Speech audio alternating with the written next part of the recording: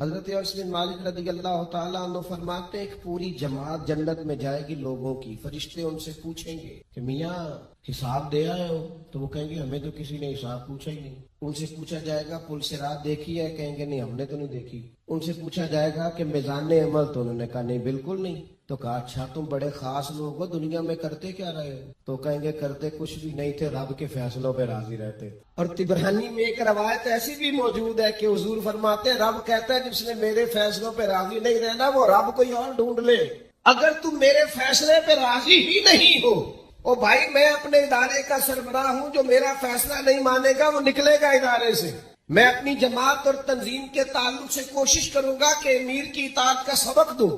اگر کوئی نظم و ضبط درست نہیں کرے گا، یہ ایک حال ہے یہاں کے جو مینجمنٹ کے کام ہے، معاملات ہے، ایک سربراہ آپ نے بنایا ہوتا ہے، اب اس کی اگر بات نہیں مانے گا کوئی ورکر، کوئی کام کرنے والا، تو یقیناً وہ کہیں گے کہ میاں آپ بات نہیں مان رہے، تمہارا نظم و ضبط خراب ہوتا ہے، لہذا اگر آپ نے ہمارے نظم کے اندر نہیں رہنا تو آپ نکل جائیں۔ تو اللہ کے فیصلوں کو جو لوگ تسلیم نہیں کرتے، اللہ کے فیصلوں کو جو لوگ تسلیم نہیں کرتے، یقیناً وہ کمزور ہو جاتے ہیں۔ آج بڑے لوگ ہیں جو وظیفے پوچھتے ہیں اللہ کیسے راضی ہوگا، بتاؤ وظیفہ آپ کو۔ امام غزالی لکھتے ہیں کہ حضرت موسیٰ کلیم علیہ السلام نے اللہ کے حضور عرض کیا مالک میری قوم پوچھتی ہے تو کیسے راضی ہوگا، ہم تجھے راضی کرنا چاہتے ہیں تو کیسے راضی ہوگا؟ تو حضرت موسیٰ علیہ السلام سے رب کریم نے فرمایا ان سے جا کے کہہ دو کہ مجھ سے راضی ہو جائے، میں بھی ان سے راضی ہو جاؤں۔ یہ اپنے رب سے راضی رہیں، جو رب ان کے لیے فیصلہ کرے۔ وہ حضرت سفیان ثوری دعا مانگ رہے تھے نا، یا اللہ راضی ہو جا، یا اللہ راضی ہو جا، یا اللہ راضی ہو جا۔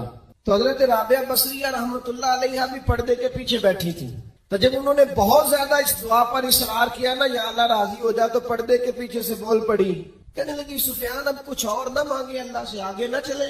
جناب سفیان کہنے لگے میں دعا ہی کر رہا ہوں کہ یا اللہ تو راضی ہو جا۔ تو فرمانے لگی پہلے اپنے دل پہ ہاتھ رکھ کے بتائیں آپ اللہ سے راضی ہیں؟ آپ تو کہتے ہیں یہ ہے تو یہ نہیں ہے، کبھی یہ بھی مل جائے نا، اگر آپ ناراض نہ ہو تو۔ پہلے خیال تھا ایک سواری مل جائے چاہے موٹر سائیکل ہی ہو، مل گئی، اب بڑے پریشانی ہوتی ہے، کبھی 4 ٹائروں والی ہوتی نا، وہ بھی مل گئی، دے دی، طلب ہی یہ تھی۔ اب خیال آتا ہے کبھی تھوڑی سی بڑی مل جائے نا، وہ بھی مل گئی۔ اب جن کی ذرا گاڑیاں اونچی ہیں، ٹائر چوڑے ہیں، وہ پریشان کرتے ہیں، تو بندہ تو روک ہی نہیں رہا کہیں۔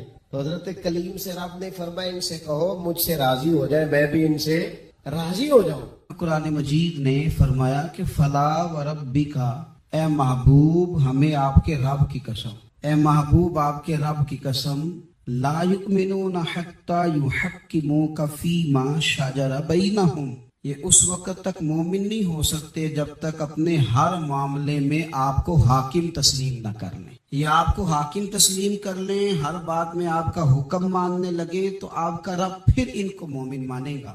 ہر معاملے میں، نماز پڑھنے میں بھی نبی پاک کا حکم ماننا ہے، اور شادی کرنے میں بھی نبی کریم کا حکم ماننا ہے، روزہ رکھنے میں بھی حضور کا حکم ماننا ہے، اور تجارت کرنے میں بھی نبی کریم علیہ السلام کا حکم ماننا۔ جس طرح ہم لوگوں نے نوافل پڑھنے میں، تلاوت کرنے میں رسول کریم علیہ السلام کی بات کو سننا ہے، اسی طرح ہم نے فیصلے کرنے میں، کچہری میں جانے میں، عدالت میں پہنچنے میں، وہاں بھی ہم نے نبی کریم صلی اللہ تعالی علیہ وسلم کی بات پر ہی غور کرنا ہے، اور سرور کائنات علیہ السلام کو ہر معاملے میں از اول تاخیر اپنا حاکم تسلیم کرنا۔ جب ہم اس مفہوم کو سادہ لفظوں میں لیتے ہیں نا کہ ہر معاملے میں حضور سید عالم صلی اللہ علیہ وسلم کا قول فیصل ہوگا، تو پھر ہم کہتے ہیں کہ دنیا میں جب نظام مصطفیٰ نافذ ہو پھر حضور کا قول فیصل ہے۔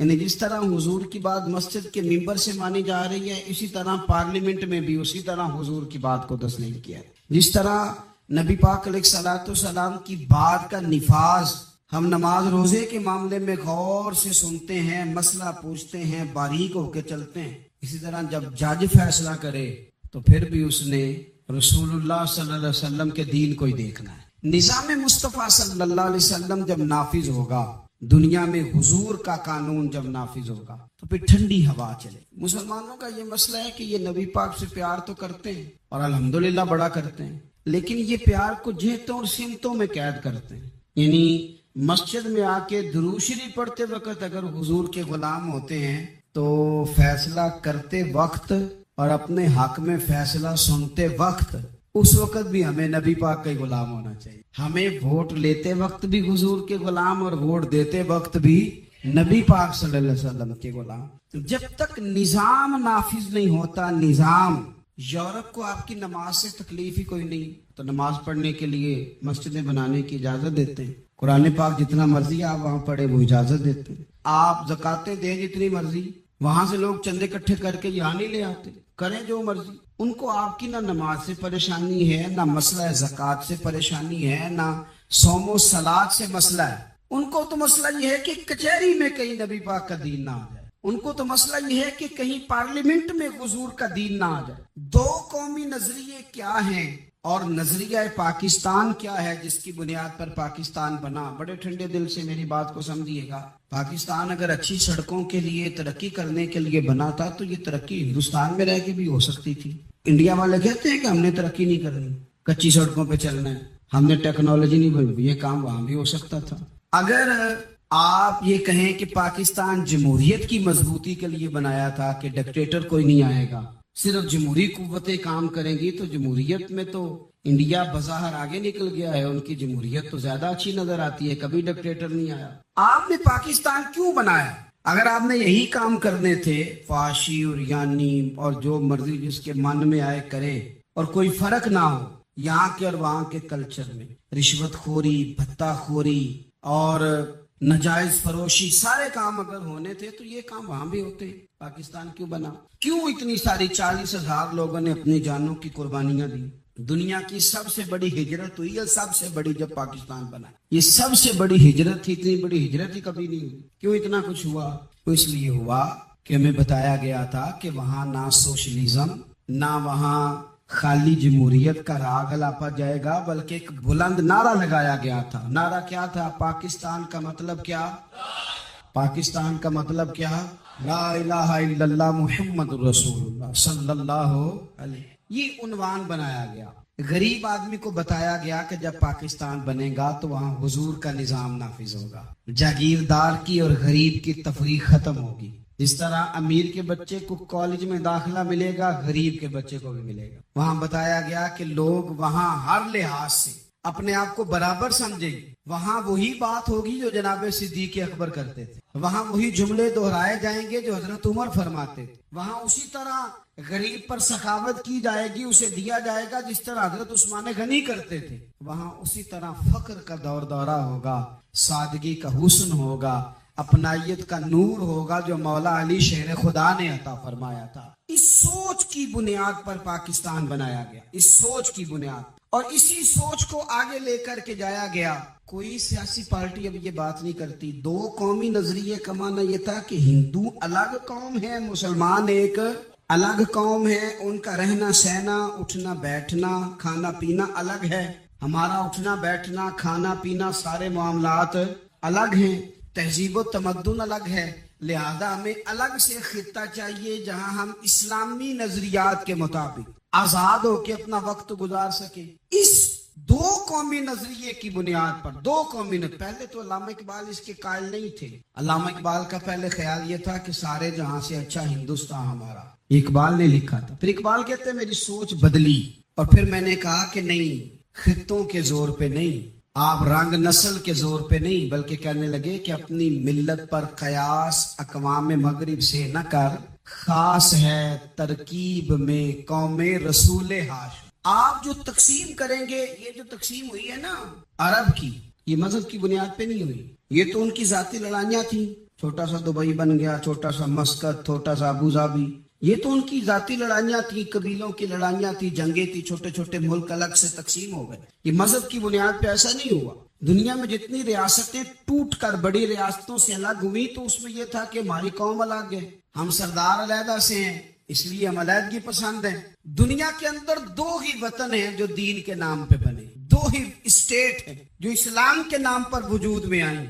पहली मदीना मुनव्वरा है और दूसरी पाकिस्तान है। खालिस मजहब के नाम पर ये दो रियासतें वजूद में है, एक मदीना तैयबा और दूसरा पाकिस्तान। पाकिस्तान का मतलब क्या? ला इलाहा इल्लल्लाह मुहम्मदुर रसूलुल्लाह सल्लल्लाहु अलैहि वसल्लम। इस बुनियाद पर इस वतन को, खित्ते को हासिल किया गया, यही नारा लगाया गया। यही नारा मोहम्मद अली जिन्ना लगाते थे, यही डॉक्टर इकबाल लगाते थे, यही नारा चौधरी रहमत अली लगाते थे। यही वो नारा था जिस नारे को तहरीक पाकिस्तान के कायदीन ने आगे पहुंचाया। उस जमाने में जो राइटर लिखते थे उनकी तहरीरें आप आज भी निकाल के देख ले, वो कहा करते थे कि पाकिस्तान कायम होगा तो अमीर गरीब की तफरीक खत्म होगी, पाकिस्तान में वही निजाम आएगा जो निजाम रसूल पाक सल्लल्लाहु अलैहि वसल्लम लेके आए, कुरान को नाफिज कर दिया जाएगा। ये उस जमाने के लोग लिखा करते थे, बयान करते थे, इसी का इबलाग होता। पता नहीं फिर किसकी नजर लगी, क्या हुआ, और तहरीक पाकिस्तान में जज्बाती तौर पर उलमा ने किरदार अदा किया। उलमा ने हजरत मौलाना अब्दुल हामिद बदायूनी, हजरत मौलाना सैयद नईमुद्दीन साहब मुरादाबादी, हजरत मौलाना अब्दुल अलीम साहब मेरठी, और एक बड़ा नाम अमीर मिल्लत हजरत पीर सैयद जमात अली शाह साहब मुहद्दिस अलीपुरी, 100 साल से ज्यादा उम्र के बाबा जी तहरीक पाकिस्तान के लिए जलसे हो रहे हैं। बाबा जी से उठा नहीं जाता, तो जिस तरह 4 लोग चारपाई पे जनाजा उठाते हैं, इस तरह 4 लोगों ने चारपाई पे बाबा जी को उठाया हुआ है, अमीर मिल्लत सैयदजादे, और चारपाई उनकी उठा के जलसों में ले जाई जाती है और वो तकरीरें करते हैं और कहते हैं सुनो भाई, जो मुस्लिम लीग को वोट नहीं देगा फिर हम उसका जनाजा भी नहीं पढ़ाएंगे, जो वोट नहीं देगा हम दफन भी नहीं होने देंगे अपने कब्रिस्तानों में, जो वोट नहीं देगा हमारा मुरीद ही नहीं। इतने जज्बात में लाके 40,000 लोगों ने कुर्बानियां दी। एक नजरिया था कि हिंदू अलग कौम है, मुसलमान एक, और फिर पाकिस्तान बनाया। आज क्या धमा चौकड़ी है, क्या जातों पातों की बुनियाद पर? ये तो हिंदुओं का तरीका था कि वो जाते पाते गिनते थे कि ये ब्राह्मण है, ये शूद्री है, ये खत्री है, ये फलाना है, ये हमारे घर नहीं आ सकता, ये नीच है। और अगर आज इस मुल्क में भी इलेक्शन जात की बुनियाद पे लड़ा जाए और यहाँ भी सिर्फ इसलिए सपोर्ट किया जाए कि ये मेरी बरादरी का है, सिर्फ इसलिए सपोर्ट किया जाए कि मेरा कबीला है, पहले देखा जाए कि यहाँ कौन सी बरादरी मजबूत है तो उस कैंडिडेट को टिकट दिया जाए, तो फिर क्या आपने वतन बना के क्या कमाल किया? तो इसका एक नजरिया है। क्या नजरिया है कि मुसलमानों का रहना, उठना, बैठना, खाना पीना अलग है। देखो एक सादी सी बात है, ये आपने दाढ़ी रखनी है, मूछें रखनी है, तो इस पर भी नबी पाक सल्लल्लाहु अलैहि वसल्लम ने कहा कि अलग से तुम्हारी शनाख्त होनी चाहिए, अलग से। फरमाया तुमने यहूदी चूंकि मूछें बड़ी रखते थे, फरमाया तुमने दाढ़ियां बड़ी करनी है, मूछें पस्त रखनी है, यहूदियों की मुखालफत करनी है। ये लफ्ज है हदीस में साथ। सादी सी बात है ना, पगड़ी बांधनी है, बांध ले कोई आदमी। हमारे पंजाब में लोग पगड़ी भी कह देते हैं, साफा भी कह देते हैं, कुल्ला भी कह देते हैं, जो जिसके मन में आए। लेकिन हुजूर ने ताकीद लगाई, फरमाया खास है ये भी, ये इस्लाम का कल्चर है, कल्चर अलग से है। फरमाया यहूदी बगैर टोपी के सर पे पगड़ी बांधता है, तुमने पहले टोपी पहननी है फिर पगड़ी बांधनी, यहूदी की मुखालफत कर दी। ये अलग कल्चर है, अलग तहजीब है मुसलमानों की, खास है तरकीब में कौमे रसूले हाशमी। आपकी अदालत में वो वाला निजाम नहीं होगा जो अमेरिका में है, आपकी अदालत में वो वाला निजाम नहीं होगा जो बरतानिया में, आपके पार्लियामेंट में वो निजाम नहीं चलेगा यूरोप का, बरतानिया का, फलाने का, फलाने का। आपकी पार्लियामेंट में, आपकी अदलिया में वो निजाम चलेगा जो कुरान का है और रसूलुल्लाह के फरमान का। ये नजरिया था, नजरिया। अब इस नजरिए की लोग बात ही नहीं करते, अवाम भी नहीं करती, बिल्कुल नहीं। मैं बड़ी देर से रोना रो रहा हूँ, बहुत सारे बड़ी बड़ी गद्दियों के पीर भी नहीं करते। उनको पता है कि अगर निजाम मुस्तफा नाफिज होता है तो मुझे भी बताना पड़ेगा कि 80 मुरब्बे कहाँ से आए, मुझे भी बताना पड़ेगा कि ये जो मैं 1.25 करोड़ की कार में गाड़ी में घूमता हूँ तो ये कहाँ से आई, हिसाब देना पड़ेगा। और फिर जब पाकिस्तान बन गया, कुर्बानियों के बाद बना, आपने नाराज नहीं होना। मेरा मुहाजिर फैमिली से ताल्लुक है, जो अजीज रिश्तेदार करीबी यहाँ रहते थे ना, मकामी, वो तो मुहाजिरों में रिश्तेदारी नहीं करते थे। सही कह रहा हूँ, कहते मुहाजिर है, अच्छा जी गैर मुस्लिम है, जगह नहीं देते थे रहने को। मैं कैसे आपको बात बताऊं। फिर इस छोटी छोटी गलतियों को लोगों ने वोट बना के बड़ी बड़ी कत्लो गारत नहीं की इस मुल्क में। इतना बड़ा तकलीफ वाला मंजर था। मेरे दादाजी की फैमिली सारी पाकिस्तान आई थी, दादी की नहीं आई थी। 97 में मेरी दादी का इंतकाल हुआ, वो आखिरी दिन तक रोया करती थी, पुत्र पता नहीं मेरे भरा हैं इनके फौत हो गए, पता नहीं मेरा कोई चचा है कि सारे चले गए। किस लिए आपने, अगर यही धमा चौकड़ी सियासत की करनी थी, जात पात आपने रखनी थी, तो वहां को दुख था। ये तमाशे तो वहां भी हो रहे। वो आखिरी दिन तक रोया करती। अब तो खैर आंखें बड़ी जदीद, उनका ऑपरेशन होता है। तो एक जमाने में आंखों का ऑपरेशन होता था, डॉक्टर कहते थे लाइट बंद रखो, सफेद रंग की पट्टी बांधो, 4-4 घंटे के बाद दारू डालना है आंख में, ड्रॉप्स डालने। मैं 4 घंटे के बाद उनकी आंखों में ड्रॉप्स डालने जाता था तो कभी कभी मुझे बिठा लेती थी, तो कहती थी कि पता नहीं कोई बचा है कि नहीं बचा, पता नहीं अब कोई है कि नहीं, पता नहीं कोई उनमें से होगा कि नहीं, पता नहीं। मैं तेन दसा साडे पिंड किस तरह का हुंदा सी, मैं तुम्हें बताऊं फलानी चीज। फिर जिन्ना ने ऐलान किया था कि मुल्क बन गया, कहती थी हमने बड़ा कहा अपने रिश्तेदारों से कि चलें, पर वो कहते थे ये तो थोड़े दिनों की बात है, सबने वापस आ जाना है। मैंने 2 दफा ये माहौल देखा है, अटारी स्टेशन पे, वाघा बॉर्डर पे, एयरपोर्टों पे, एक भाई उधर है एक इधर है, इस तरह तड़प के रोते हैं जब लोग इंडिया पाकिस्तान आते जाते हैं। क्यों आपने ये सारा कुछ किया? सिर्फ एक नारा था कि पाकिस्तान का मतलब क्या, ला इलाहा इल्लल्लाह मुहम्मदुर रसूलुल्लाह। सिर्फ एक नारा था कि यहाँ हम हुजूर का दीन लेके आएंगे। वो दीन तुम लाए नहीं, उन्हीं नवाबों, वडेरों, चौधरियों के जिम्मे तुमने काम लगा दिया। अपने मुल्क में हुजूर के निजाम के लिए जद्दोजहद करें। ये बना ही नबी पाक के निजाम के लिए, इसका कोई दूसरा हल हो सकता? कोई हल नहीं, ये हुजूर के निजाम के लिए बना है। 2-3 बातें आपकी खिदमत में अर्ज करनी है जो आपने ज्यादा गौर से सुननी। सबसे पहले तो पाकिस्तान बदलने के लिए जरूरी है कि निजाम मुस्तफा के लिए जद्दोजहद की जाए, फिक्रे हुसैनी अपनाई जाए और वक्त के हर यजीद को ललकारा जाए और ललकार करके निजाम के लिए कोशिश की जाए कि निजाम मुस्तफा इस मुल्क में ना हो। उस जद्दोजहद को आगे बढ़ाया जाए। वही जद्दोजहद जो हमारे बुजुर्गों का काफिला सदरुल फाजिल सैयद नईमुद्दीन मुरादाबादी से लेकर अल्लामा शाह अहमद नूरानी सिद्दीकी तक और आज के इस दौर के अकाबरीन तक जो जद्दोजहद करता आया है, उस जद्दोजहद को अपनाया जाए। हमारे मुंह से ये लफ्ज निकले कि हमें सिर्फ मस्जिद में दीन नहीं चाहिए, कचहरी में भी चाहिए। देखे ना, कचहरी में दीन नाफिज हो तो किस तरह होता है। तरावी बड़ी सोनी हजरत उबई बिन काब पढ़ाया करते थे, कुरान बड़ा सोना पढ़ते, तो हजरत उमर ने कहा ये तरावियां पढ़ाएंगे। अब चूंकि कुरान अच्छा पढ़ते थे, अच्छा समझते थे, तो हजरत उमर ने फरमाया चूंकि कुरान अच्छा पढ़ते हैं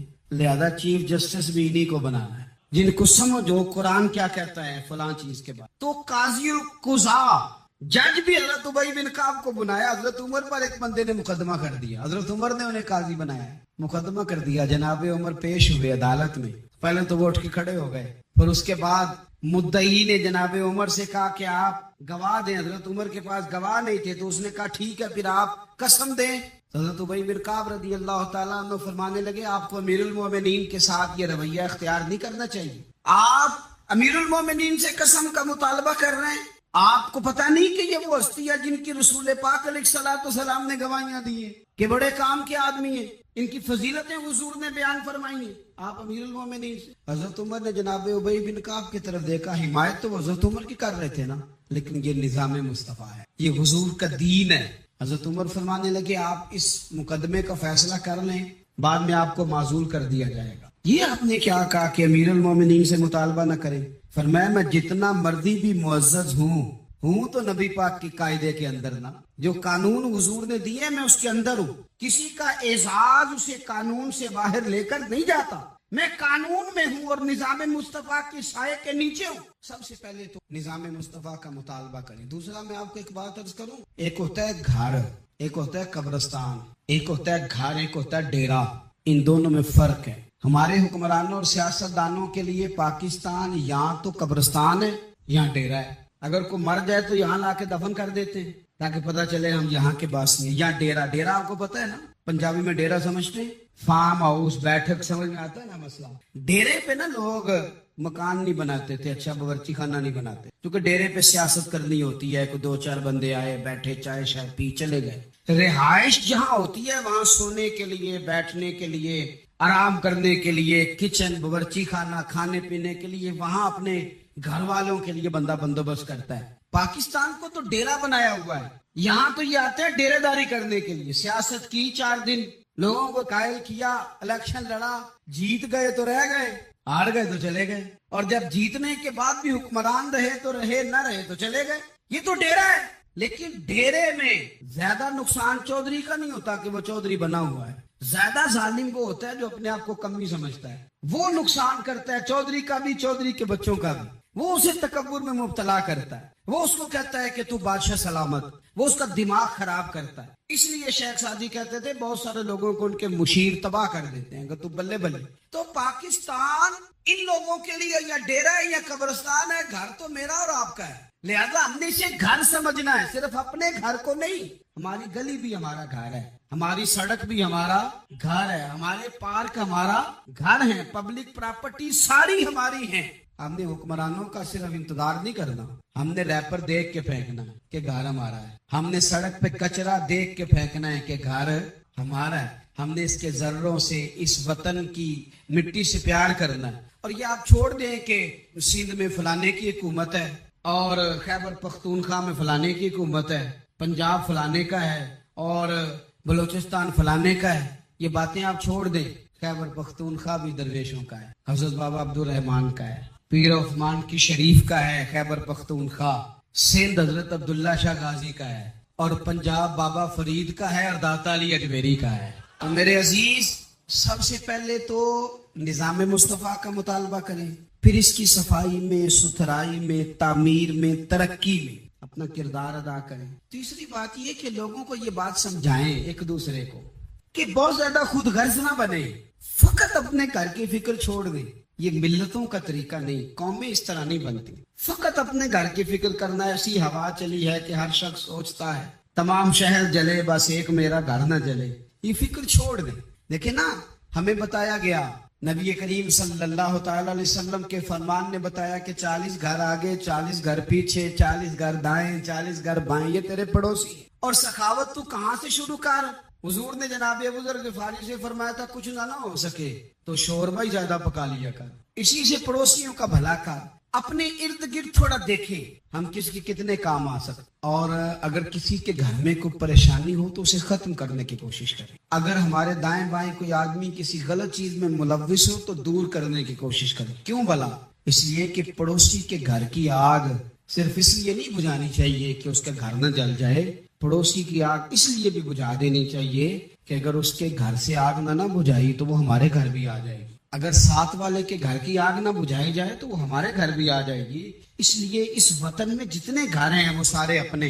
एक आखिरी बात आप हजरात की खिदमत में बड़ी दर्दमंदाना मैंने अर्ज कर दी, दर्दमंदाना। अगर सियासतदान अमीर कबीर हमारा भला नहीं करते तो चलो हम भी एक दूसरे का भला करना शुरू कर दें, थोड़ा थोड़ा नफा करना शुरू कर दें। हुजूर अलैहिस्सलाम ने फरमाया, लोगों में बेहतर वो है जो लोगों के लिए नफामंद हो। अगर बहुत ज्यादा ऊंचे दर्जे का अफसर अगर हमें लगता है इल्ला माशाल्लाह कि वो करप्ट है, तो जहां जहां हम बैठे हुए हैं जिस जगह पे, उन जगहों पे हम एक दूसरे का भला करने लग गए। चलो मेहरबानी करे, रेडी वाला ये सोच ले कि मैंने वो फल नहीं लेके जाना जो लोगों को बीमार कर देगा। चले सब्जी वाला ये सोच ले कि ये वाली सब्जी अब इतनी तबाहकुन हो गई है कि बीमार करे, ये काम। चलो मेडिकल स्टोर वाला ही मेहरबानी करे कि मैंने दवाएं सिर्फ वो लेके आनी है जो फायदेमंद है, जो दवाएं एक्सपायर हो गई हैं, जिनमें कोई मसला बन गया वो मैंने काम नहीं करना। और चलो करियाने वाला ही मेहरबानी कर दे, वो बेसन ही सही ले आए यार, वो वाला ना बेचे जो लोगों के लिए नुकसान का बायस,